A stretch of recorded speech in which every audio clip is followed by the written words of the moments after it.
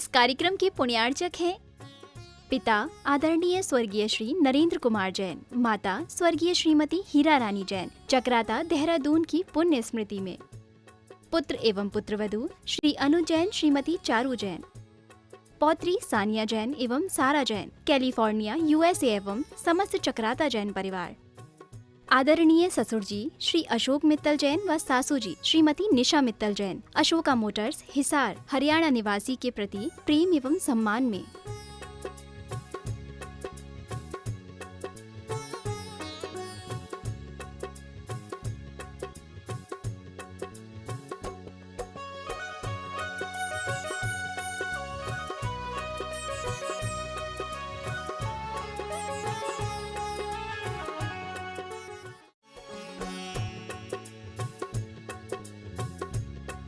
सिद्धाणं नमो आयर्याणं नमो वज्रायाणं नमो लोये सवशाहुणं। पंच परमेष्टि भगवान की जय। आचार्य श्री गुरुवर कुंद कुंद महाराज की जय। आचार्य श्री गुरुवर विद्यासागर जी महाराज की जय। परम पूज्य निर्यापक श्रमण मुनि श्री सुधा सागर जी महाराज की जय। अन्य जैन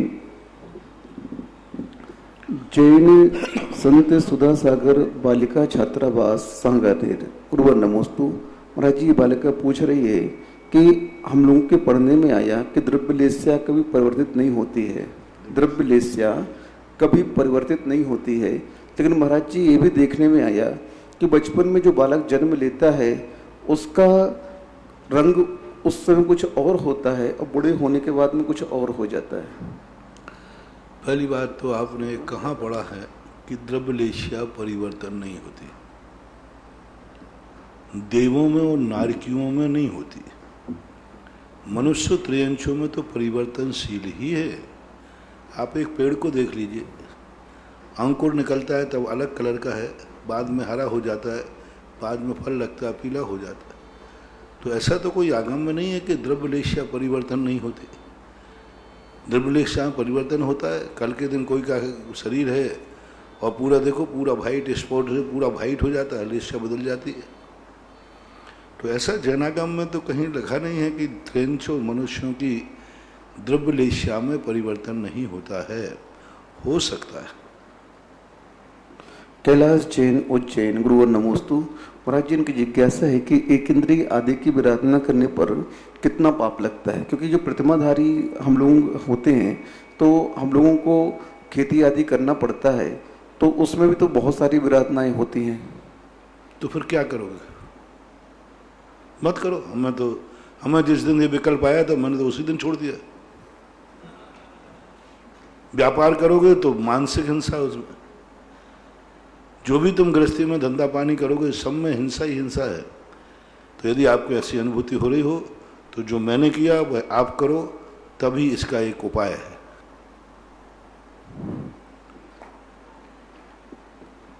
ममता जैन मंगलोर 12। गुरुवर नमोस्तु। हाँ, मुझे तो विकल्प आया तो मैंने तो छोड़ दिया।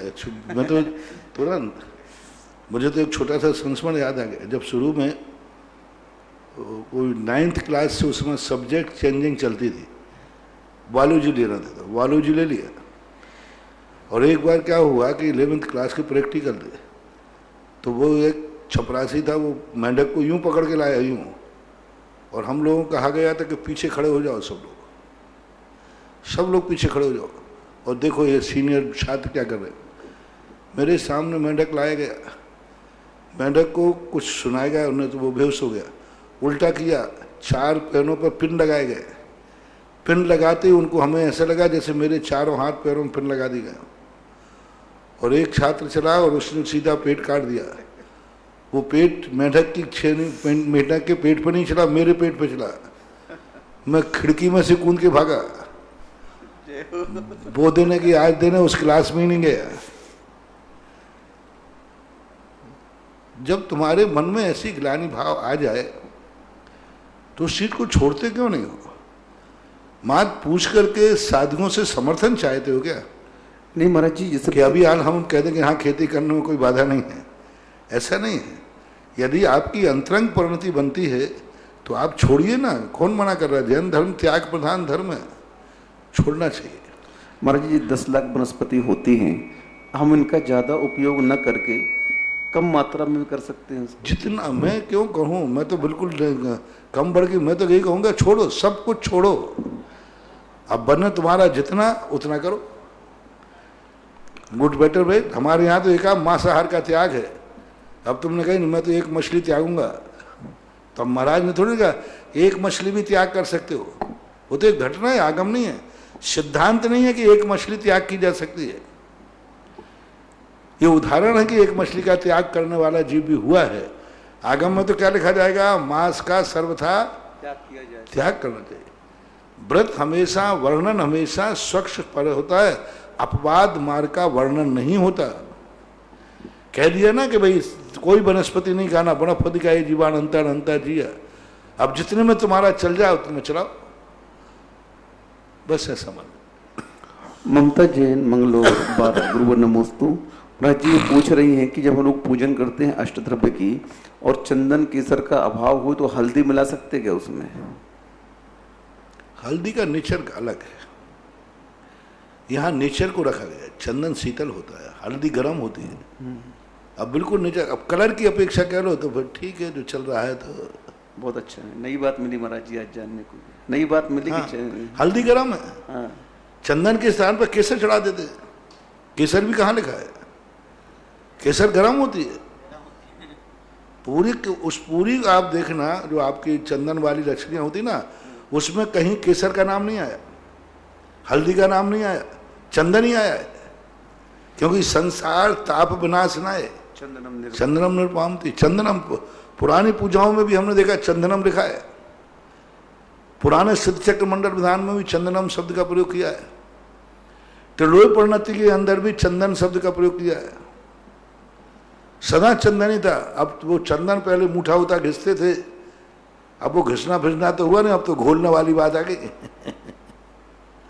तो अब ये तुम सुधार करते जा रहे हो, तुम जानो। मैं तो समर्थन नहीं कहूँगा, चंदन का अर्थ चंदन ही लेना चाहिए। अन्य चीज़ें आप चढ़ा रहे हो, कलर की देख करके केसर का स्वभाव गर्म है, हल्दी का स्वभाव गर्म है, और संसार ताप विनाश ना है, इसलिए तो संसार नहीं मिट रहा बल्कि संसार और बढ़ रहा है। क्या बात। क्योंकि ताप तो और बढ़ेगा संसार। पूजा करने के बाद संसार कम तो होता नहीं बल्कि और ज्यादा तेजी से बढ़ रहा है। ये नीलेश जैन इंदौर गुरुवर नमोस्तु।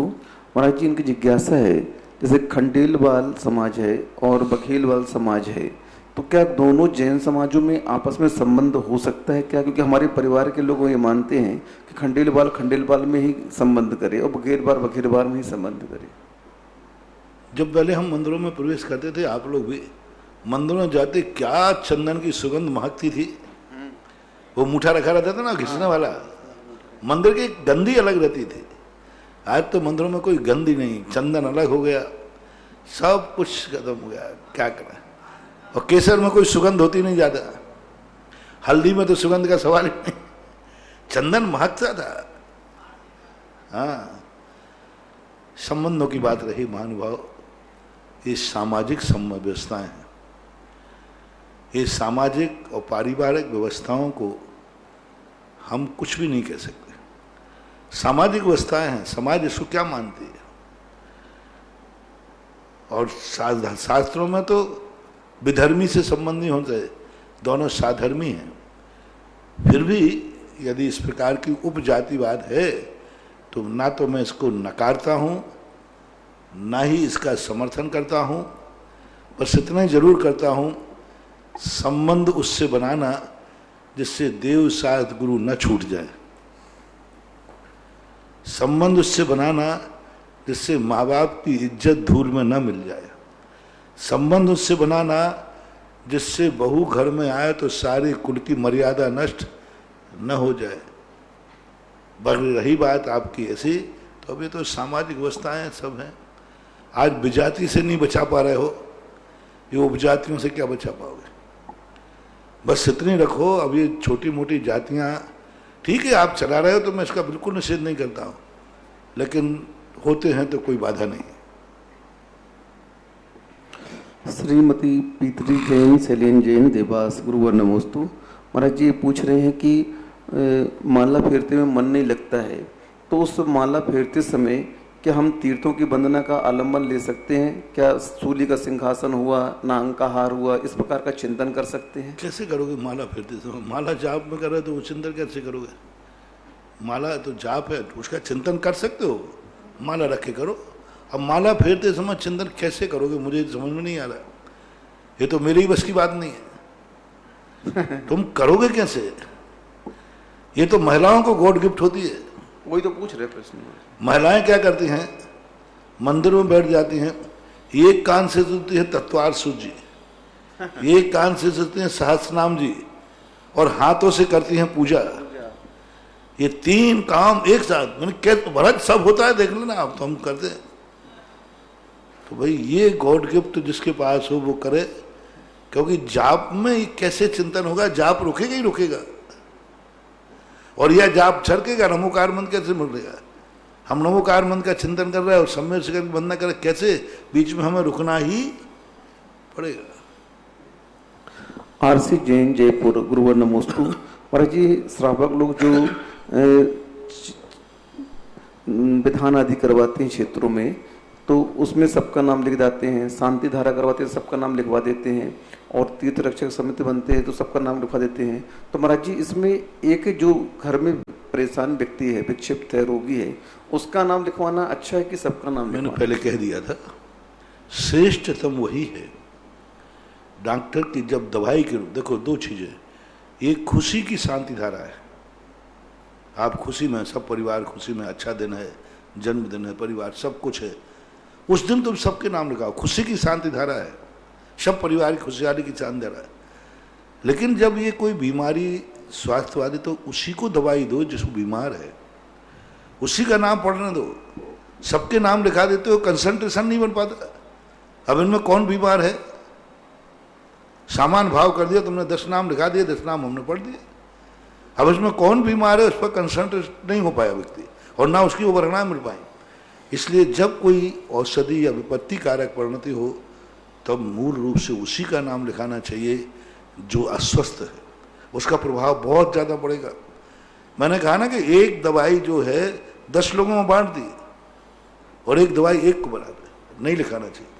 तीर्थ रक्षक आपका विशेष भाव, यदि किसी की रक्षा करने का भाव है कि मेरी बेटी सुखी रहे, ससुराल जा रही है, तो बेटी के नाम से ही बनना चाहिए, और उसी के नाम से ही लिखाना चाहिए। एड्रेस में भले आप कुछ भी लिखा दो, आपका भाव है कि मेरा बेटा की रक्षा हो, जीवन मेरा बेटे का सुरक्षित रहे, तो बेटे का ही नाम लिखाओ, उसमें पूरी बल्दियत लिखाने की जरूरत नहीं है।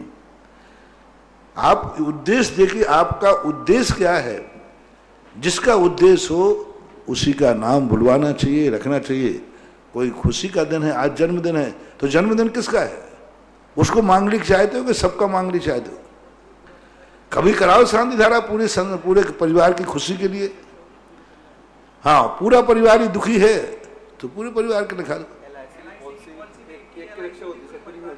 हाँ, ये बता रहा है कि मुझे अब मालूम नहीं, LIC की जो पॉलिसी बनती ना, वो एक पे ही बनती है, ऐसे नहीं पूरे परिवार की LIC पॉलिसी बन जाए। हाँ, जिसकी किस्त जमा होगी उसको लाभ मिलेगा। हाँ, बस उसी को मिलता है। तो ऐसा है, थोड़ा बहुत कोई आजू बाजू मिल जाता है तो बात अलग है। कविता जैन, लक्ष्मी नगर, दिल्ली, गुरुवर नमोस्तु। महाराज जी इनकी जिज्ञासा है कि जैसे हम किसी वाहन पर ओवरलोड डाल करके ले जाते हैं, तो क्या उस वाहन के माध्यम से, उस अजीव तत्व के माध्यम से हमें बद्दुआ मिलती है क्या? ऐसा तो नहीं। तुम्हारा भाव क्या है? अति भारारोपण? नहीं, पुद्गल पे ऐसा भाव नहीं आता अति भारारोपण का। उसके प्रति आपका जो इंटेंशन है, मैंने कल कहा था ना, आप उसका उपकार, आप इतना उपकार मानिए। आज ये गाड़ी नहीं होती, इतनी मजबूत गाड़ी नहीं होती अच्छी, तो आज मैं डबल माल नहीं ले जा पाता। तो ऐसी बात नहीं है, जड़ चेतन पे ऐसा कोई विकल्प नहीं आता, अचेतन है।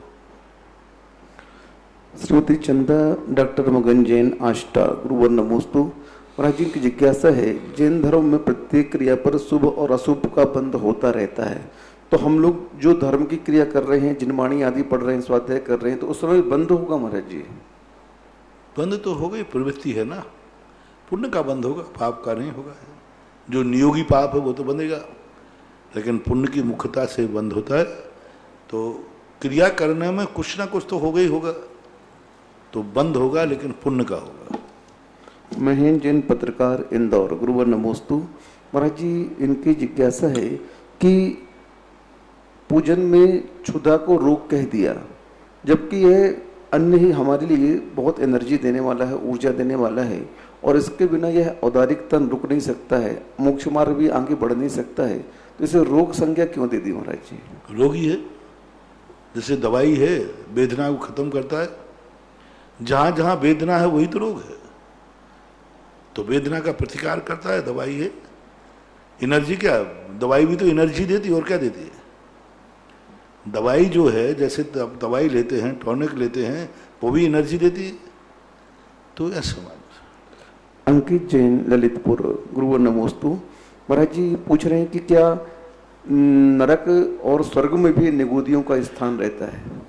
सभी जगह रहता है, निगोदिया जीव सभी जगह मरे पड़े। सतीश जैन, एडवोकेट, बांसवाड़ा। गुरुवर नमोस्तु। महाराज जी, उनकी जिज्ञासा है कि गृहस्थ आश्रम के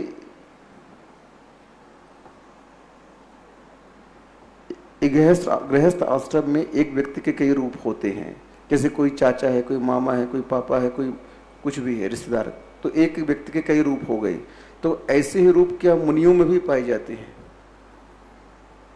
पाए जाते हैं, क्यों नहीं पाए, सब में पाए जाते। अनेकांत दृष्टि है, योगी हैं, ध्यान कर रहे हैं, सामायिक कर रहे हैं, अलग अलग रूप। 24 घंटे में कितना है। कभी वो गुरु की अपेक्षा शिष्य है और अपने शिष्य की अपेक्षा गुरु है। तुम्हारे यहाँ दो संबंध पाए गए, बेटा भी है, पिता भी है। हमारे यहाँ गुरु पाए गए, हम गुरु की अपेक्षा शिष्य हैं और आपकी अपेक्षा से गुरु हैं। मोक्ष मार्ग की अपेक्षा से मोक्ष मार्गी हैं, ना गुरु हैं ना कुछ है। मोक्ष मार्गी हैं, मोक्ष मार्ग में चलने वाले, साधना करने वाले साधक हैं। ना हम गुरु हैं ना चेला है, हम तो साधक हैं। तो दृष्टिकोण है, ऐसी कोई भी दुनिया की वस्तु नहीं है जिसमें अनेक दृष्टिकोणों से देखा जाए तो अनेक रूप न बने। वस्तु अनेकांतात्मकमय ही है, तो अनेक दृष्टिकोण से आपका देखने का नजरिया है कि आप किस रूप में, सामने वाला जो निमित्त है वो किस रूप में देख रहा है। आचार्य से हमें देखेंगे तो शिष्य के रूप में देखेंगे कि हमारा शिष्य है। आप देखोगे तो आपके लिए लगेगा कि मेरे गुरु हैं, लगेगा। एक अजैन देखेगा तो कहेंगे ये जैन साधु हैं। ना उनको गुरु दिख रहा है ना शिष्य दिख रहा है, वो देख रहा है कि ये दिगंबर जैन साधु हैं, बस से तो देख सकते। महाराज जी, समूह श्रवण में कई मुनि होते हैं, ये वादी हैं, प्रतिवादी हैं, शिक्षक हैं, ये अवधि ज्ञानी, मन प्रज्ञानी हैं। तो महाराज जी, ये जो स्वरूप अलग अलग बताया गया श्रमणों का, स्वरूप नहीं है इनके, सब दिगंबर जैन मुनि ही हैं। इनकी क्रियाओं के पर, जैसे सभी विद्यार्थी हैं, ये साइंस का है, ये आर्ट का है, ये कॉमर्स का है, लेकिन है सब विद्यार्थी। क्लास सबकी एक ही। मान लीजिए कोई, सब ये कहेंगे मैं कॉलेज में पढ़ रहा हूँ, सब कहेंगे मेरे 12th क्लास में पढ़ रहा हूँ। अब 12th क्लास सबकी एक ही है, लेकिन कोई कॉमर्स से कर रहा है 12th, कोई आर्ट से कर रहा है, कोई बायोलॉजी से कर रहा है, तो बदलते हैं। इसी प्रकार सब मुनि हैं, सबकी क्लास एक ही है, मुनिस्थान में कोई अंतर नहीं है। कोई वादी करने, वाद प्रतिवाद करने में निपुण है, कोई साधना करने में निपुण है। तो इस अपेक्षा से उनका सब्जेक्ट, उनकी रुचि, उनका डिक्टेंशन जिस चीज में होता है वो उनका विशेषण बन जाता है। धर्मेंद्र जैन, ललितपुर। गुरुवर नमोस्तु। महाराज जी, पूछ रहे हैं कि अन्य धर्मों में रात को घंटी आदि बजाई जाती हैं और जैन धर्म में रात को घंटी बजाने का निषेध क्यों किया जाता है? मैंने पहले कहा, किसी भी संप्रदाय को एक दूसरे से तुलना नहीं करना चाहिए। यदि दोनों में भेद नहीं हो तो फिर दो क्यों, फिर अलग संप्रदाय क्यों, सब एक ही हो जाए। अपनी अपनी परिणतियां हैं, अपने कानून अपने अपने अनुसार चलता है। जब संप्रदाय ही दो हैं तो विचारधारा भी दो होंगी ही होंगी। अब तुम कहोगे उस संप्रदाय में तो इसमें क्यों नहीं, अरे क्यों नहीं, वो यदि दोनों एक हुए जाए तो संप्रदाय खत्म हो जाए ना, फिर अन्य शब्द लगाओगे क्यों? कुछ क्रियाओं में अंतर है। जैन दर्शन अपनी एक अलग फिलॉसफी लेके चलता है, वैष्णव दर्शन अलग लेके चलता है। उनके तो रात में भी प्रसाद चढ़ जाता है, शाम को भी चढ़ा दे, तुम भी रात में पूजा करो, कल के बहुत सारी क्रियाएं हैं जो रात्रि में होती है, तो तुम्हारे यहाँ भी होना चाहिए। नहीं, वो अपने आप में जब संप्रदाय अलग हो गया तो आचार विचार भी भिन्न होंगे ही होंगे। विकास जैन, सहारनपुर। गुरुवर नमोस्तु। महाराज जी, इनकी जिज्ञासा है कि पहले व्यक्ति परिवार में कोई मरता था तो महीनों 6 महीने तक शादी पार्टी विवाह आदि नहीं होते थे, लेकिन आजकल महाराज जी बिल्कुल विपरीत हो गया।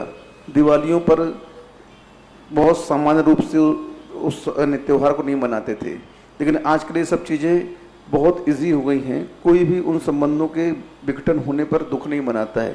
तो महाराज जी ये पूछ रहे हैं, ये काल का प्रभाव है या अपनों से प्यार कम हो गया? आगम में ऐसा कोई उल्लेख ही नहीं है। 13 दिन के बाद कोई भी त्यौहार नहीं बनाना शास्त्रीय परंपरा नहीं है, इसलिए मैं क्यों कहूँ प्रेम कम हो, तो आगम में ही नहीं है। बस 13वां दिन तक कहा है, 13वां दिन सूतक खत्म हुआ, उसके बाद कोई भी साल भर में कोई कार्यक्रम में जाने की मनाही नहीं की गई। और आज को लोगों के लेकिन में रूढ़ियाँ आज भी प्रसिद्ध हैं। संसार के कार्यों में बंधन तोड़ दिए, धर्म कार्य में तो आज भी है। कोई की हाँ मर जाए ना, कोई की दादी मम्मी मर जाए ना, तो मंदिर नहीं साहब इस साल हमारी दादी मर गई थी इसलिए हम विधान में नहीं बैठेंगे। दुकान पे तो बैठ रहे हो, वो तो महाराज 13वें दिन के पहले ही बैठ गए थे। शादी विवाह आ जाए, मौका पड़ जाए तो कर लेंगे सब, मंदिर में नहीं। दान नहीं, अब हम इस साल दान नहीं देंगे क्योंकि हमारे दद्दा मर गए थे। अरे वो मर गए थे तो मर गए थे, दान तो दे भाई। धर्म कार्यों में अभी पंचायत, हम किसी धर्म कार्य में नहीं आएंगे, हमारे यहाँ इस साल गमी हो गई थी, धर्म के कार्य छोड़ देंगे सब। ये सब बहानावानी है, बदमाशी है, और संसार के कार्य में कुछ नहीं। मंदिर की कोई मीटिंग हो जाए, काम हो जाए तो मीटिंग में नहीं आऊंगा साहब। अभी एक बार की घटना है, कोई मंदिर की मीटिंग थी तो फलाना पदाधिकारी था तो वो आया नहीं। बोले महाराज जी हमारे यहाँ गमी हो गई, ये हो गया। और उसी गमी के दिन जब कोई उधारी की बात आई तो उधारी उगाते पाया गया। और काक तारीख जाए से वो मेरे हिसाब पर गया, मैं बिहार कर रहा था, और वो बिहार करते करते मैंने कि भाई ये इसकी तो दादी मरी, दादा थे पिता थे, कोई मर गया थे। मैंने ये मरे थे, ये कैसे? मैंने कि भाई तेरा 13वां हो गया क्या तेरा? बोले नहीं हुआ महाराज जी। मैंने कल ही तो तुम्हारे यहाँ मीटिंग थी, तो यहाँ कैसे आए? अरे महाराज जी उससे उधारी लेना थी, यदि अभी नहीं आते तो फिर बाद में साल भर में वो देता नहीं। बोलो अब उधारी उगाने के लिए दादी नहीं मरी, मंदिर के लिए दादी मर गई। धर्म कार्यों के लिए भी आज भी लोग वही रूढ़ी अपनाते हैं, मंदिर नहीं जाना। यार महिलाओं के लिए साल भर मंदिर नहीं जाने देते, छुप के मंदिर जाते बेचारे, अंधेरे में मंदिर जाती घर की महिलाएं। कौन सा तमाशा है? और दुनिया के कार्यों में सब चालू है, कोई कार्यक्रम बंद नहीं हुए, घूमना बाजार जाना सब है, बस अकेले मंदिर में जाकर के। ऐसी परंपराएं आगम में नहीं है। 13 दिन के बाद कोई भी किसी भी प्रकार का कार्यक्रम, अनुराय का साल, अनुराय का त्यौहार, ये मनाने की जैन आगम की सहमति नहीं है। कसाय है, प्रेम नहीं है, स्नेह नहीं है, राग भाव को बढ़ाना है। जो जा चुका 12वें दिन उसका सब हिसाब किताब चुकता, बस खत्म। जैन भाई जहां तू है खुश रहे, जहां मैं हूं मैं खुश हूं, बस। तू मेरा नहीं हुआ मैं तेरा नहीं, बस खत्म बात हो। 12 दिन के बाद बिल्कुल भूल जाओ, कुछ मतलब नहीं है। याद रखना है तो उसका आचरण याद रखो, याद रखना है तो उसकी शिक्षा याद रखो, याद रखना है तो उसके हुनर याद रखो। उसको याद मत करो, उसके आचरण को याद करो। और जो आचरण को याद करता है वह सही अपने पूर्वज को याद करता है, ऐसा मानना चाहिए। राजेंद्र जैन, छावड़ा, नांदेड़। गुरुवर नमोस्तु। महाराज जी, इनकी जिज्ञासा है कि भगवान को त्रिलोकीनाथ क्यों बोलते हैं? त्रिलोकीनाथ इसलिए बोलते हैं कि तीनों लोगों के स्वामी तीनों लोग उनके नाम पर सम्यक दर्शन प्राप्त करते हैं। नारकी भी जिनेंद्र भगवान की आराधना करते हैं, वो भी मानते हैं। यानी 3 लोक में ऐसा कोई भी स्थान नहीं है निगोद को छोड़ करके, बहुतायत वहाँ सब लोग जिनेंद्र देव की आराधना करते हैं। कोई भाव से करता है, कोई श्रद्धा से करता है, कोई ज्ञान से करता है, और सब जिनेंद्र भगवान के मार्ग को अपने नरकों में जिनेंद्र भगवान के फॉलोअर असंख्यात हैं, नरकों में असंख्यात हैं। जिनेंद्र भगवान के फॉलोअर, जिन धर्म को मानने वाले, जिनेंद्र भगवान को मानने वाले असंख्यात नरकों में, असंख्यात देवों में, पूरे 14 राजू जो तृष्णाली है, एक राजू नीचे छोड़ करके बाकी जितने संगी पंची त्रियंत मनुष्य हैं उनमें बहुत सारे जीव आराधना करते, इसलिए त्रिलोकी नाथ हैं, क्योंकि 3 लोक के जीव इनको अपना स्वामी मानिक शास्ता मानते। कपिल जैन, पटना गंज रहली, गुरुवर नमोस्तु। महाराज जी, आपके प्रवचनों में हमने खंडेला समाज का इतिहास सुना, तो उसमें वहाँ के जो राजा थे वो वैष्णव धर्म को मानते थे, और वहाँ मुनि का प्रभाव ऐसा पड़ा कि वो सब जैन धर्म में परिवर्तित हो गए। और आगे में भी ऐसा आता है कि लोहाचार आदि ऐसे आचार हुए जो प्रतिदिन 1000 जैन बना करके आहार पर उठते थे। तो महाराज जी, आज हम जैनों से आहार क्यों नहीं लेते? पूरे वंशानुगत मैं पीढ़ी के, मैं नाना नानी के, मैं मामा मामी के, मैं दादा दादी के, मैं पोता पोती के, पूरा का पूरा समूला वंश, मैं रिश्तेदारों के, जब वो जैन बने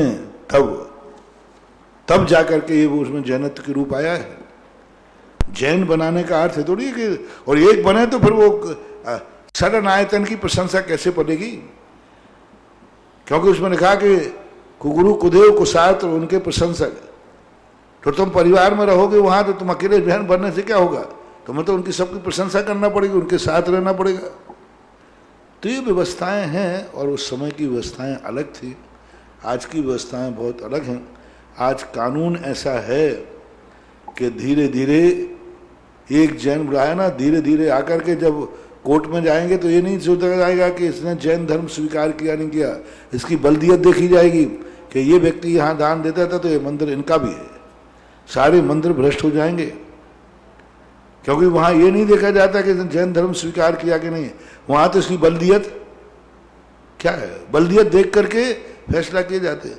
बहुत सारी बातें हैं जिन बातों को हम सार्वजनिक रूप से इस राष्ट्रीय मंच से नहीं बोल पाएंगे। अंकुर जैन, नारेली, अजमेर, गुरुवर नमोस्तु। महाराज जी पूछ रहे हैं कि जो तीर्थंकर के 46 मूल गुण होते हैं वो सभी तीर्थंकरों में पाए जाते हैं क्या? क्योंकि 2-3 कल्याणक वाले जो तीर्थंकर होते हैं क्या उनके गुण कम हो जाएंगे? भरत ऐरावत क्षेत्र में सभी के 46 पाए जाते हैं। जिनके 2 कल्याणक होते हैं, 3 कल्याणक होते हैं, उनके 10 जन्म के अतिशय कम हो जाएंगे। लेकिन वो जब केवल ज्ञान के अतिशय आएंगे ना, फिर सब अपने आप उसमें गर्भित हो जाते हैं। आगे के अतिशयों में पीछे के अतिशयों का कोई मूल्य नहीं होता। जन्म के अतिशय जो होते हैं वे केवल ज्ञान के जो अतिशय हैं उनके सामने इनका कोई उपयोग ही नहीं है, कोई उपयोग नहीं होता। जितने जन्म के अतिशय हैं केवल ज्ञान के बाद उनका उपयोग ही नहीं। कि संख्या तो कम होगी ना महाराज जी? संख्या का गर्भित हो जाएंगे उनमें। कोई ने बड़ी चीज पाली तो छोटी चीज अपने आप उसमें गर्भित है। बड़ा बल्ब लगाते ही छोटे बल्ब का कोई मूल्य लगा दो तो ठीक, नहीं लगाओ तो ठीक। यदि बड़ा बल्ब लग रहा है तो छोटा बल्ब लगना जरूरी है या नहीं लगना जरूरी है? कोई मूल्य लगा दो तो ठीक, नहीं लगा तो कोई। जिनके जन्म के जैसे होते हैं केवल ज्ञान के बाद उनका क्या मूल्य है? कोई उपयोग नहीं, एक भी उपयोग नहीं। क्योंकि जन्म के सुंदर शरीर केवल ज्ञान के बाद तो वैसे ही उनका परमोदारक है। सुगंधित शरीर मलमूत्र से रहित परम उदारक है। वैसे ही वहाँ सब चाहे कोई सामान्य हो चाहे कैसे ही हो, वो तो वैसे ही मलमूत्र से। सुभिक्षता वहाँ स्वयोजन बलिष्ठता, तो वहाँ केवल अनंत वीर प्रकट हो गए। जी जैसे कोई मुनि महाराज सुंदर नहीं है, कुरूप हैं और उनको केवल ज्ञान हो गया तो उनके रूप में परिवर्तन होगा क्या? केवल ज्ञान के बाद दृष्टि रूप पे जाती नहीं, उनका शरीर ऐसा विचित्र लगता है कि लोग आंखें फाड़ते हुए देखने लग जाते हैं। केवल ज्ञान के जो चमत्कार हैं, अतिशय हैं, अनंत चतुष्टय जिसमें आता है, उसमें कई बार जब कोई चीज का मूल्य देखता है ना, सोने का बिस्कुट पड़ा हो तो लोग कीचड़ नहीं देखते। सोने का बिस्कुट यदि कीचड़ में पड़ा हो तो कीचड़ देखता है व्यक्ति, सोना देखता है। तो केवल ज्ञान के बाद शरीर का रूप नहीं दिखता, केवल ज्ञान के बाद तो अनंत चतुष्टय दिखने लग जाता है। नहीं, फिर भी महाराज जी ऐसा क्या होता, परिवर्तन हो सकता है क्या उसका रूप? अब ऐसा कोई आगम का वचन तो है नहीं, इसलिए अपन कैसे कहें। परम पूज्य आचार्य गुरुदेव श्री विद्यासागर जी महाराज के आज्ञानुवर्ती शिष्य निर्यापक श्रवण मुनि पुंगव श्री सुधा सागर जी महाराज के मुखारविंद से देश विदेश में अपने घरों में टीवी के समक्ष विराजित जिनवाणी चैनल के माध्यम से, सुधा कलश चैनल के माध्यम से जो अपनी जिज्ञासाएं ऑनलाइन भेजते हैं, सुनते हैं, उन सभी भक्त गणों की ओर से गुरुवर के चरणों में त्रिवार नमोस्तु नमोस्तु नमोस्तु। इस बिजौलिया क्षेत्र पर विश्व के बड़े बाबा पार्शनाथ भगवान के समक्ष चलने वाले असीमकालीन भक्तांबर में 51,000 रुपए की राशि में श्रीमती कांता देवी, धर्मचंद जी, अभय कुमार, मुकेश, आदिश जैन, अजमेर वाले कोटा एक नाम आया है।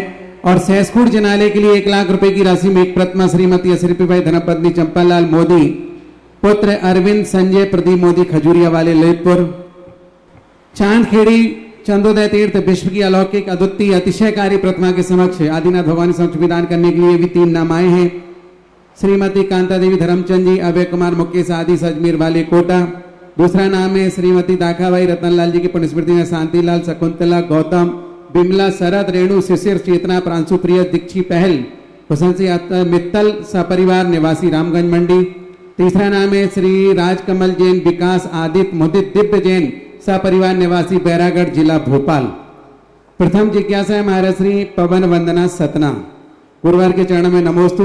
महाराज श्री अरिहंत भगवान के तीनों गुण वीतरागता, सर्वज्ञता और हितोपदेशिता एक साथ प्रकट होते हैं या समय भेद है?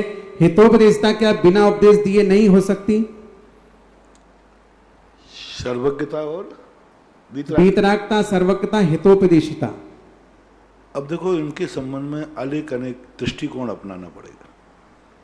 वीतरागता जो है मुनिराज से भी शुरू हो जाती है, मुनिराज को भी अपन वीतरागी कहते हैं, लेकिन सिद्धांत ग्रंथों के अनुसार वीतरागता 12वें गुण स्थान में प्रकट होती है, क्योंकि चारित्र मोहिनी का उदय 10वें गुण स्थान तक बना रहता है।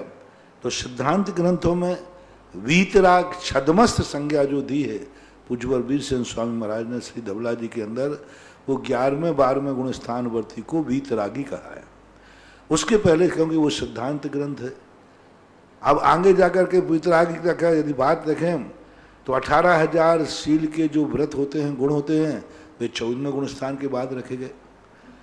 तो वीतरागता शब्द को अपन को थोड़ा ध्यान रखना पड़ेगा।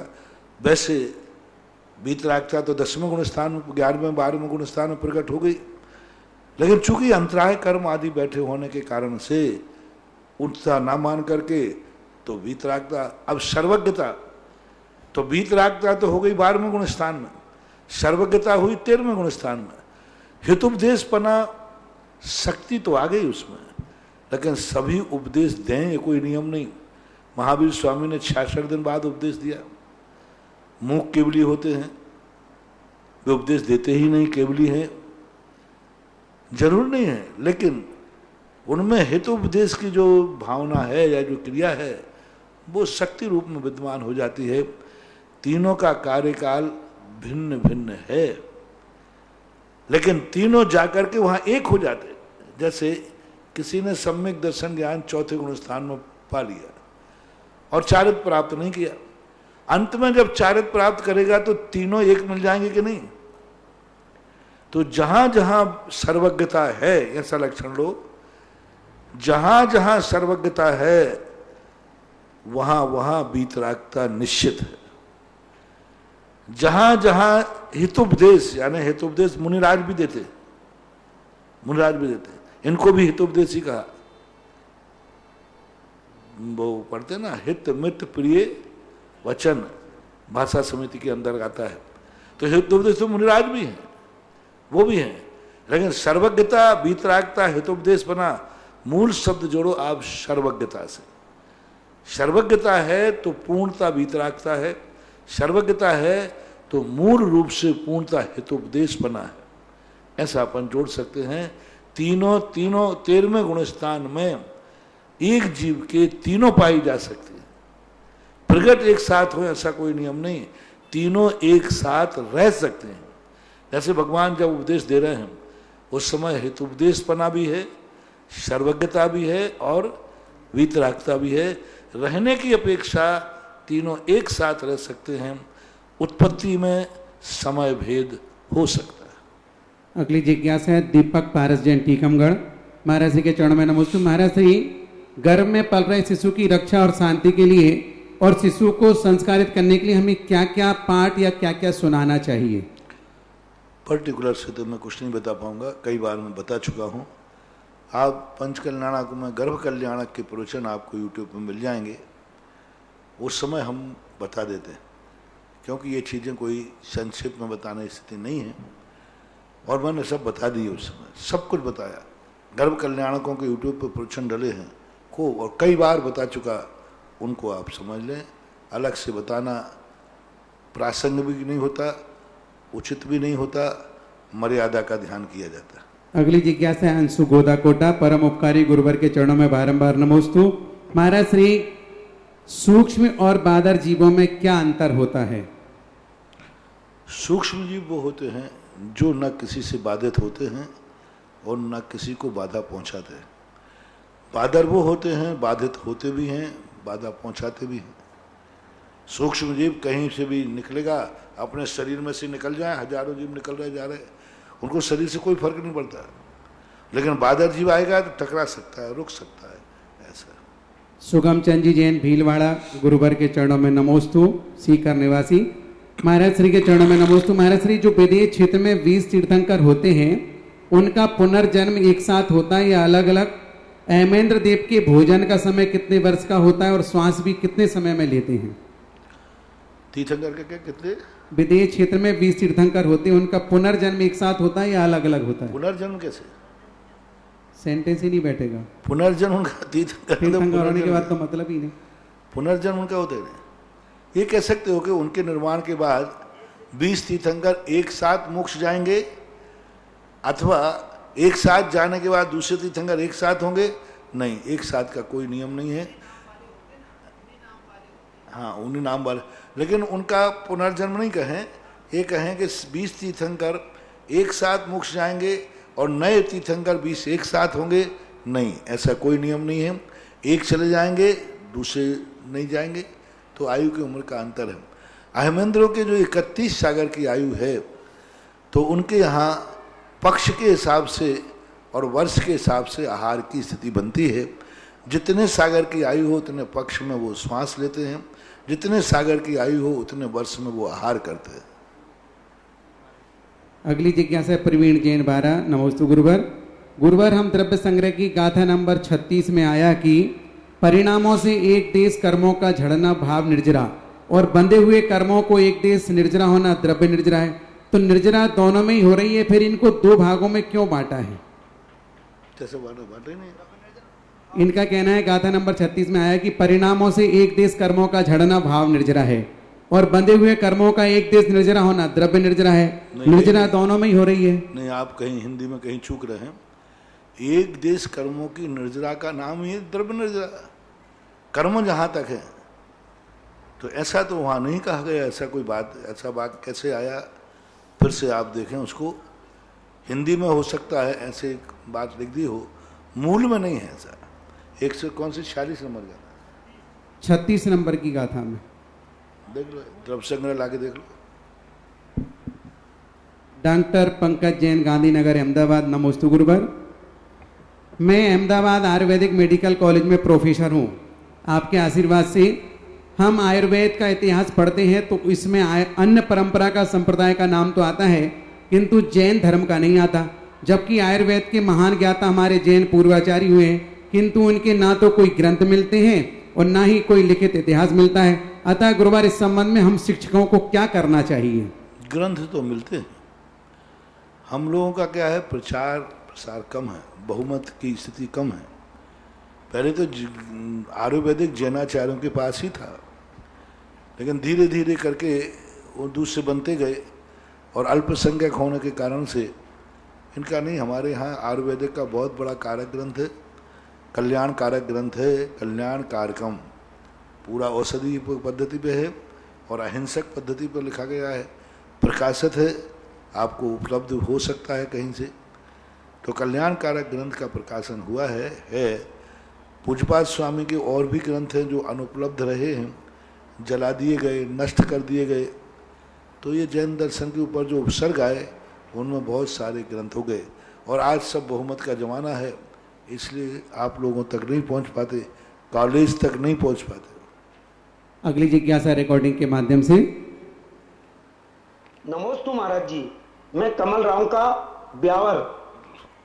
महाराज जी, मेरी जिज्ञासा उन विशेष हितैषी पुण्यार्जकों की है जिन्होंने गुरु के प्रवचन व जिज्ञासा समाधान जैसे विश्व चर्चित प्रोग्राम के पुण्यार्जक बनकर सातिशय पुण्य अर्जित कर रहे हैं।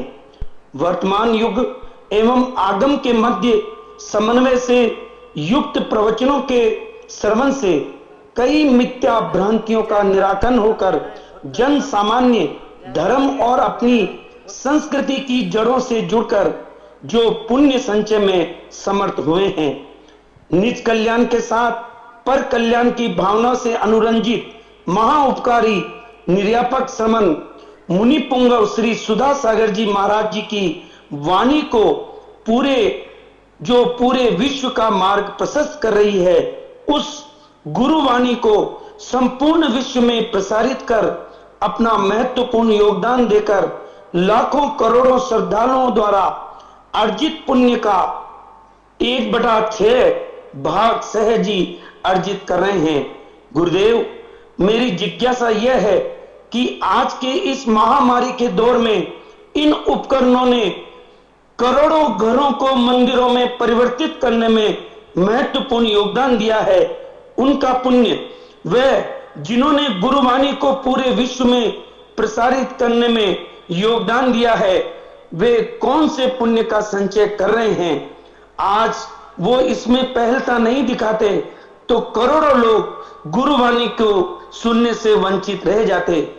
गुरुदेव, हमें खुशी तो इस बात की है कि देश के लोग तो इस पुण्य में अपनी सहभागिता दे ही रहे हैं, लेकिन वर्तमान में जो लाइव प्रायोजक हैं वे अमेरिका के कैलिफोर्निया के श्रीमती चारू व अनुज हैं।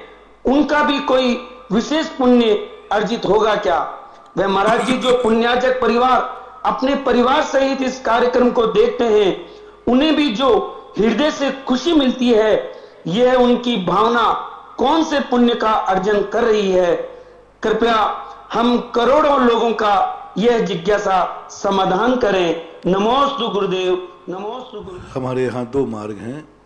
एक व्यक्ति स्वयं चल कर के अपने जीवन को धन्य करता है और एक जो चल चुके हैं उनकी जयकार बोल करके अपने जीवन को धन्य करता है। आज की स्थिति में साधु लोग तुम नहीं बन सकते हो, लेकिन साधुओं की वाणी को जन जन पहुंचाने का जो पुण्य है, बहुत बड़ा पुण्य। मैं कहता हूं कि मेरे प्रवचन में कितना सुना पाऊंगा पंडाल में बैठे हुए लोगों को, लेकिन आज कितना बड़ा कार्य हो रहा है, कितना बड़ा कार्य कि सारी दुनिया में राग द्वेष पाप के लिए टीवी चल रहा है, पिक्चर चल रहा है, सब कुछ चल रहा है, करोड़ों अरबों रुपए के चल रहे हैं। इन्हीं टीवियों पर अंडे के मांसाहार के प्रचार चल रहे हैं, इन्हीं टीवियों पर शराब के प्रचार चल रहे हैं, इन्हीं टीवियों पर वो पिक्चर भी चल रहे हैं जो जिनसे व्यक्ति अपना जीवन का नाश कर रहे हैं। पैसा उनमें भी लग रहा है, उनमें भी करोड़ों अरबों रुपया लग रहा है। एक पिक्चर जब बनती है 100 करोड़ रुपए की पिक्चर बन जाती है। उपलब्धि क्या है? राग द्वेष कसाय पाप वासनाएं, ये सब होता है। वेस्टेज देखो कितना बड़ा वेस्टेज है। एक पिक्चर को 100 करोड़ रुपया लगा करके उसको बनाया जाता है। उपलब्धि क्या? मात्र मनोरंजन। और वही चीज जो दातार पैसा तो वो भी खर्च कर रहा है, वो कर रहा है, और एक व्यक्ति ने कोई ने गुरुओं की वाणी को प्रचारित करने का मन बनाया है, उसी लाइव, उसी टीवी से, उसी रूप पद्धति से कितना बड़ा पुण्य कमाया, बहुत बड़ा पुण्य।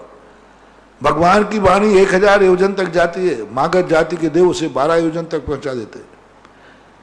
लॉकडाउन के अंदर तो इतना बड़ा सुहावना काम हुआ, इतना बड़ा हुआ कि ये टीवी ही लोगों को ना जाने कितने लोगों को डिप्रेशन से बचाया है इन लॉकडाउन के प्रवचनों ने। कितने लोगों को डिप्रेशन, कितने लोगों को आता है महाराज जी हम डिप्रेशन में जा चुके थे, हमारी स्थिति खराब हो चुकी थी, महाराज प्रवचन सुन करके अपने आप को संभाला, कितने विधान आदि किए, शांत सब। तो यदि विज्ञान का तुमने आविष्कार कर ही लिया है तो इस विज्ञान के आविष्कार को धर्म के साधनों में उपयोग करना। जो एक एक माह के लाइव पुण्यार्जक बन रहे हैं, बहुत पुण्य कमा रहे महानुभाव, बड़ी वो प्रवचन सुनने नहीं आ पा रहे, लेकिन उनको इतना पुण्य बंद हो रहा है, इतना पुण्य बंद है। मुझे एक संस्मरण याद आता है, आचार्य जी जब शुरू में बुंदेलखंड पहुंचे थे तो हम लोगों को आचार्य जी कोई भाषा समझ में आती नहीं थी, बस एक लगन थी कि आचार्य जी के प्रवचन सुनवाना है। तो हफ्ते भर में एक दिन तो बोलते ही थे, तो गाड़ियां इकट्ठी कर करके, फ्री बसें लगा करके, घाटियां इनसे चंदा करके, इनसे चंदा करके, और भीड़ इकट्ठी ले जाना। प्रवचन सुनना नहीं है, सुनवाना है। उम्र भी बहुत छोटी थी तो सुनने का सवाल ही नहीं उठता, और सुनने को समझना, सुनवाना है। आज उन प्रवचन के सुनवाने का पुण्य है कि आज मैं तुम्हें प्रवचन सुना रहा हूं। बात एक ही लगन थी कि आचार्य जी बहुत अच्छे लगते थे उस महाराज जी के प्रवचन सुने, सब लोग समझें, और आचार्य जी के लिए प्रवचन सुने कि पंचम काल में भी कैसा धर्म होता है।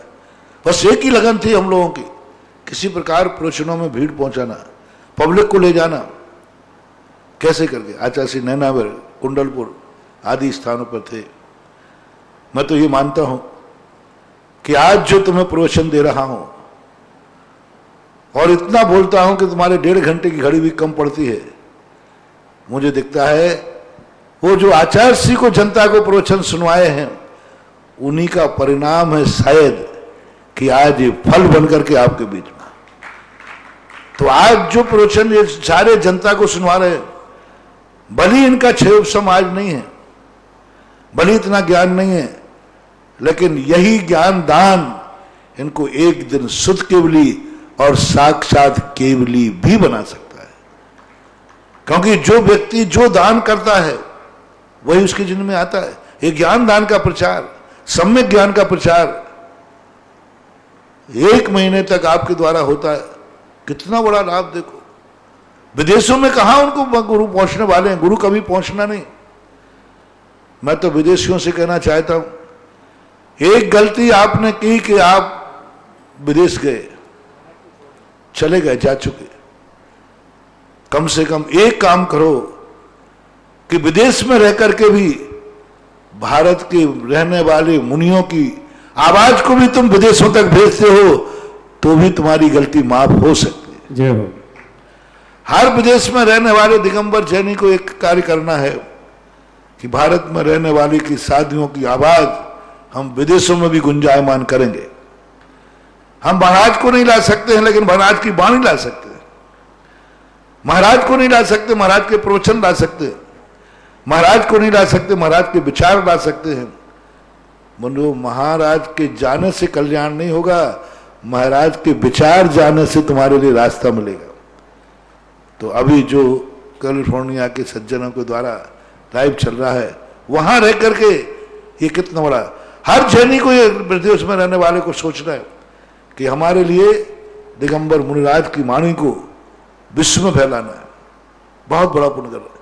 यानी कितना बड़ा, विदेश में रहकर यहाँ की आवाज को वहां ले जा रहे और सारे जगत को सुना रहे। ये होना चाहिए, ये बहुत बड़ा कार्य है।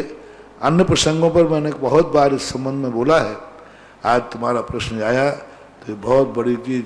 अपनी जिंदगी में हम न पढ़ पाए, न कुछ कर पाए, लेकिन उसके बावजूद भी आप लोगों का पारस चैनल, जिनवाणी चैनल, सुधा कलश, ये सारे के सारे इनके माध्यम से तीनों चैनलों के माध्यम से जहाँ भी है और ये लोग कर रहे हैं, बहुत बड़ा योगदान कर रहे हैं। जो नहीं कर रहे हैं उनके मन में ऐसा भाव आना चाहिए, कम से कम हम गुरु की वाणी को नहीं समझ पाए, लेकिन जो समझ रहे हैं, देखो एक ग्वाले ने कुछ नहीं समझता था, मात जंगल में एक खोल पर शास्त्र रखा हुआ मिला, उस शास्त्र को मात महाराज को दिया कि मैं तो पढ़ नहीं पाऊंगा, मुझे तो समझ में आता नहीं है। मात मुनिराज को पढ़ के दिया, बताते कि उस शास्त्र के दान से वह ग्वाला 2 कथाएं मिलती हैं। सेठ सुदर्शन बना, सेठ सुदर्शन ग्वाले की पर्याय से डायरेक्ट मात एक शास्त्र दान के कारण से सेठ सुदर्शन जिनकी कथा आती है। और एक कुंदकुंद महाराज के संबंध में आता है। आज कुंदकुंद महाराज का ज्ञान देखो, एक ग्वाले की पर्याय में शास्त्र उन्होंने मुनिराज को भेंट किया। आज 11 वर्ष की उम्र में दीक्षा ले ली और 11 वर्ष की बिना कॉलेज बिना स्कूल गए, और आज उनके ज्ञान का क्षोभ देखो, 84 पहाड़ लिखे, बता दो, सठखंडागम के ऊपर परिक्रम नाम की टीका लिखी, और आज ज्ञान आचार्य पूज्यवर कुंदकुंद भगवान के साहित्य पर लोग पीएचडी डिलीट कर रहे हैं। और लिखने वाले कौन से? 11वीं कक्षा 11 साल में लोग कौन सी क्लास में पहुंच पाएंगे? 5वीं में। पहले 5-6 वर्ष में नाम लिखा जाता था। 5वीं पास थे हमारे कुंदकुंद स्वामी, और 5वीं पास किए हुए कुंदकुंद भगवान का साहित्य आज पीएचडी और डिलीट कर रहे हैं। ये सब ज्ञान दान की बात है। एक शास्त्र दान की बात, एक अकेला शास्त्र दान दिया, तुम तो 1 महीने तक निरंतर ये ज्ञान दान का प्रचार कर रहे हैं। बहुत बड़े पुण्य के भागीदार हम। पैसा तो आता है, पापों में जाता है, ना जाने किन किन कार्यों में जाता है। एक शादी ब्याह करते हो, 10-10, 20-20 लाख पंडाल में, स्टेज पे बाचे वालों को लुटा देते हो, ना जाने कोई पैसे की कमी नहीं, पैसे का दुरुपयोग हो रहा है। मैं कह रहा हूं, एक व्यक्ति 100 करोड़ की पिक्चर बना करके लोगों में, समाज में क्या दे पाया, क्या शिक्षा दे पाए? मात्र एक मनोरंजन कर पाते हैं। उसके बाद और इन प्रश्नों से यदि 100 में से एक व्यक्ति की जिंदगी सुधर गई, एक व्यक्ति यदि नैतिक बन गया, तो परिवार के लिए, राष्ट्र के लिए, सबके लिए बहुत बहुत उन्नत कार्य है, बहुत अच्छा कार्य, बहुत बड़ा कार्य। महाराज जी, जो लोग लाइव में नहीं सुन पाते हैं तो उन लोगों के लिए भी जिनवाणी चैनल के माध्यम से 2 बजे से 3 बजे तक पुत्री सौकांत रेखा मोहन कुमार बणकुद्रे, दामाद मोहन बणकुद्रे, पुत्री निकिता मोहन कुमार बणकुद्रे, पौत्री कुमारी रचिता मोहन कुमार बणकुद्रे, कोल्हापुर वाली 1 माह का पुण्यार्जक बन करके उन्होंने भी सुबह का प्रवचन मध्याह्न में 2 से 3 सुनवाते हैं। ऐसे सभी भक्तों के सम्मान में तालियां। महाराज जी, मेरा मानना यह है कि जितना पुण्य जिनवाणी के प्रकाशन में जो पुण्य मिलता है, उससे बढ़कर पुण्य मेरे हिसाब से तो लाइव के माध्यम से लोग जो सुनते हैं, आप उस सहज और सरल भाषा में जिनवाणी का रहस्य उद्घाटन करते हैं, शायद ये भी बहुत बड़ा पुण्य का काम है। प्रकाशन का काम और लाइव प्रवचन कराने के पुण्य में मुझे तो कहीं से कहीं कोई अंतर नजर नहीं आता है। ऐसे सभी भक्तों के सम्मान में जोरदार तालियां।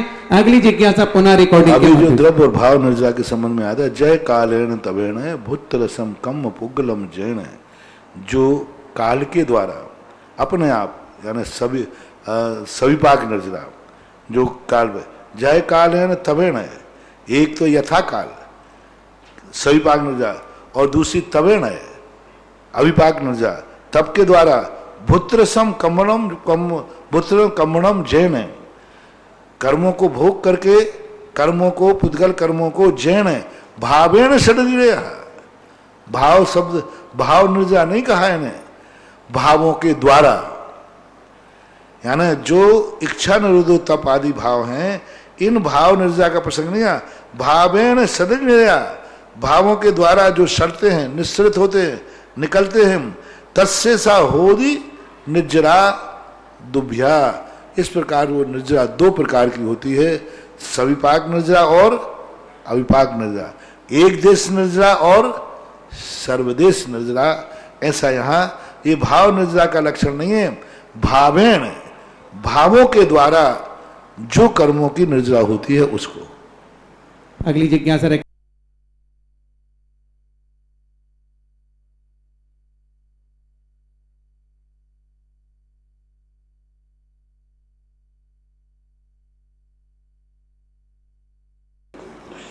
शीलचंद जैन अनौरा परिवार का निरापक मुनि पुंगा सुदासा महाराज को नमोस्तु। हे गुरुवर, आपने 24 तारीख के प्रवचन में कहा था कि जहाँ दिगंबर मुनि की चर्या नहीं पलती हो वहाँ नहीं जाना चाहिए। तो हे गुरुवर, कुंद कुंद स्वामी विदेश क्षेत्र गए थे और वहाँ 8 दिन रहे, और जहाँ विदेश क्षेत्र में दिन होता है तो भरत क्षेत्र में रात, भरत में रात होती तो विदेश क्षेत्र में दिन होता है, और इनकी काया 5 हाथ की और वहाँ 5 धनुष की होती है। तो हे गुरुवर, यह उनके साथ कैसे रहे होंगे, कहाँ हाथ चर्या होगी, कैसे किया हुआ। और हे गुरुवर, इनके जो 5 नाम कहे हैं, तो पहला नाम तो माता पिता ने दिया कुंद कुंद, और 4 नाम किसने किस आधार पर दिए, गिद्धाचारी है, बकराचारी है, पद्मनंदी है, इलाचारी है, 4 नाम किसने दिए। हे गुरुवर, कैसे तो वहाँ पहुँचे और कैसे वहाँ से वापस आना ही नहीं चाहिए था, जब वहाँ पहुँच ही गए थे तो क्यों आए। हे गुरुवर, समाधान करें। अब रास्ता हो जाने का तो पता यह कैसा रास्ता है। नमोस्तु नमोस्तु। पहली बात, कुंद कुंद भगवान विदेश क्षेत्र गए हैं, आपको किसने कह दिया, कहां से पता चला, क्यों वदंती है। पूज्यवर जयसेन स्वामी ने इस कथा को क्यों वदंती करके लिखा, ऐसा लोग कहते हैं। एक बात। दूसरी बात, वहां नहीं जाना चाहिए जहां चर्या नहीं पलती हो। वहां तो साक्षात चर्या पलती, साक्षात तीर्थंकर बैठते हैं, साक्षात तीर्थंकरों का वहां चर्या का, वहां तो सबसे अच्छी चर्या पलती है। तीसरी बात, समोषण में जाने के बाद भूख लगती नहीं, अब चर्या कौन सी करना। 8 दिन का नहीं, 25 दिन जाओ, समोषण में भूख ही नहीं लगती। तो अब वहां 8 दिन उन्होंने क्या खाया पिया होगा, कोई जरूर भूख लगती ही नहीं है वहां पर। समोषण में आहार पानी की व्यवस्था नहीं होती, समोषण में किसी जीव को नहीं होती। ना तो ग्रस्तों की है, वहां 2 चीजें नहीं है, समोषण में 3 चीजें नहीं लगती। एक तो ना आहार है, ना पानी है, और ना टॉयलेट है, ना बाथरूम है। ये 4 चीजें तो वहां होती नहीं, ना प्यास और ना भूख और ना बाथरूम, दोनों होते ही नहीं वहां। और समोषण का ऐसा है, तो अब चर्या क्या पालना। साधु की चर्या तो 2 ही है, आहार चर्या को जाना या निहार को जाना, तो समोषण में होता नहीं। इसलिए, और रही बात वो लौट के क्यों आए, क्योंकि वहां उनकी स्थिति बन नहीं सकती थी। वहां का भोजन जल पान आदि इतना गरिष्ठ, इतना वरिष्ठ, वहां भोजन का आहार दान ही नहीं बनेगा। 500 धनुष वाला कह देगा कैसे। 500 धनुष आप फुट लगाना ना, 3000 फीट से ऊपर हो जाएगा। 3000 फीट वाला व्यक्ति इन महाराज के पाद प्रक्षालन कैसे करेगा। आहार दान कैसे देगा, उनका 1 लोटे में महाराज नहा जाएंगे, बह जाएंगे। हाँ, वो 3000 फीट वाले का लोटा इतना बड़ा होगा जितना बड़ा ये पंडाल है। अब इस पंडाल का लोटा यदि लुढ़क गया तो बाबा जी शक्य अनुष्ठान नहीं बन सकता था। एक तीसरी बात, और इसलिए उनको वहां से लौट के आए। ऐसी किंवदंती है। 5 नाम, उनका मूल नाम कुंद कुंद था। इनकी माता का नाम कुंदलता था, पिता का नाम कुंदन था। दक्षिण भारत में माता पिता के नाम से मिलाकर के ज्येष्ठ पुत्र का नाम कुंद कुंद कर दिया गया, तो ये नाम था। पद्मनंदी नाम उनके दीक्षा गुरु के द्वारा दिया गया था, ऐसा लोग कहते हैं।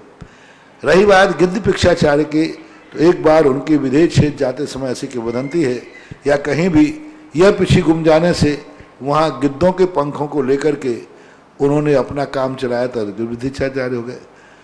वक्रग्रीवाचार्य एक नाम मिलता है, तो ऐसी किंवदंती है कि वो अकाल में स्वाध्याय कर रहे थे। तो इतने बड़े आचार्य और अकाल में स्वाध्याय कर रहे हैं, तो उनकी गर्दन टेढ़ी हो गई। एक ये भी मिलता है कि लोग कभी भी कोई लिखता है तो टेढ़ी गर्दन करके लिखता है। अब उन्होंने इतने शास्त्र लिखे जिंदगी भर कि वो लिखते लिखते उनकी गर्दन ही टेढ़ी हो गई। अक्षर कर गर्दन के लिए लोग लिख के लिखते हैं, ऐसा करके लिखते होंगे। तो ये मिलता है। इलाचार्य, मुझे लगता है कि वह इलाचार्य इसलिए वह कि हाइट में छोटे रहे होंगे, छोटे आचार्य। इला यानी छोटा, आचार्य यानी छोटा। या ये भी हो सकता है कि वो संघ में सब आचार्य बड़े बड़े लोग रहे होंगे और उनका आचार्य पद कोई रहा हो। तो इस संबंध में कोई ठोस इतिहास इसमें नहीं मिला। ये सब एक प्रकीर्ण रूप से एक किंवदंती के रूप में इतिहास मिलते हैं कुंद कुंद के संबंध में, निर्णायक या ऐतिहासिक रूप से हम इसको घोषणा नहीं कर सकते, लेकिन वर्णन तो मिलता ही है ऐसा।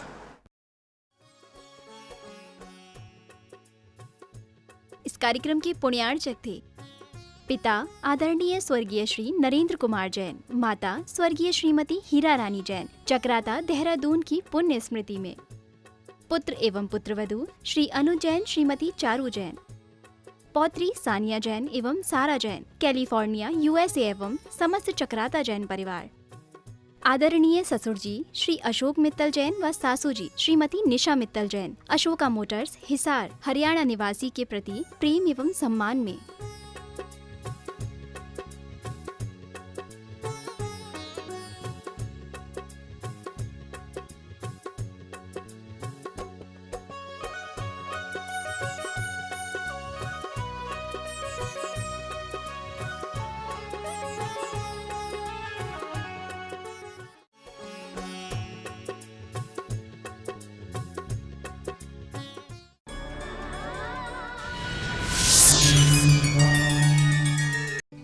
परम पूज्य